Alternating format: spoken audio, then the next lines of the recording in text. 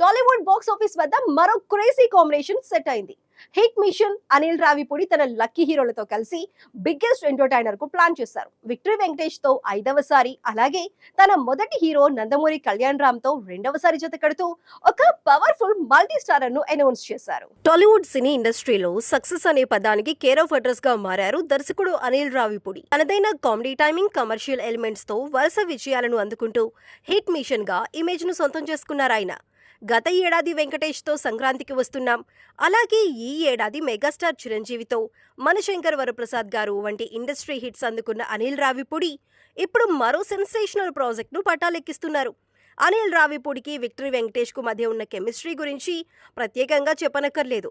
ఇప్పటికే వీరిద్దరి కాంబినేషన్లో వచ్చిన F2, F3 సంక్రాంతికి వస్తున్నాం చిత్రాలు బాక్స్ ఆఫీస్ వద్ద కాసుల వర్షం కురిపించాయి. చిరంజీవి సినిమాలో వెంకటేష్ చేసిన గెస్ట్ రోల్ ను కూడా కలుపుకుంటే ఇప్పటి వరకు వీరిద్దరూ 4 సినిమాలకు కలిసి పనిచేశారు. ఇప్పుడు 5వసారి ఒక ఫుల్ లెంత్ ఎంటర్టైనర్ కోసం మళ్లీ చేతులు కలపటం విశేషం. ఇది అనిల్ రావిపూడి మార్క్ హిలేరియస్ కామెడీతో సాగే సినిమా అని తెలుస్తోంది. ఈ సినిమాలో మరో విశేషం ఏమిటంటే అనిల్ రావిపూడిని దర్శకుడిగా పరిచయం చేసిన నందమూరి కళ్యాణ్ రామ్ ఇందులో కీలక పాత్ర పోషిస్తున్నారు. పటాస్ సినిమాతో అనిల్ రావిపూడికి లైఫ్ ఇచ్చిన కళ్యాణ్ రామ్ దాదాపు 10 ఏళ్ల తర్వాత మళ్లీ తన ఫేవరెట్ డైరెక్టర్తో కలిసి నటిస్తున్నారు. వెంకటేష్తో కలిసి కళ్యాణ్ రామ్ స్క్రీన్ షేర్ చేసుకోవటం నందమూరి మరియు దగ్గుబాటి అభిమానులకు ఒక పెద్ద ఐఫీస్ట్ అనే చెప్పాలి. ఈ సినిమాను అధికారికంగా ప్రకటిస్తూ అనిల్ రావిపూడి విడుదల చేసిన వీడియో క్లిప్ ప్రస్తుతం సోషల్ మీడియాలో వైరల్ గా మారింది.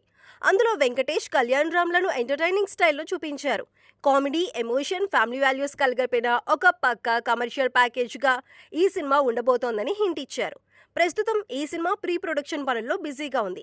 ఈ భారీ మల్టీస్టారర్ను 2027 సంక్రాంతి కానుకగా విడుదల చేయడానికి చిత్ర బృందం ప్లాన్ చేస్తోంది. సంక్రాంతి సీజన్ అంటేనే అనిల్ రావిపూడికి చాలా కలిసి వచ్చే సమయం.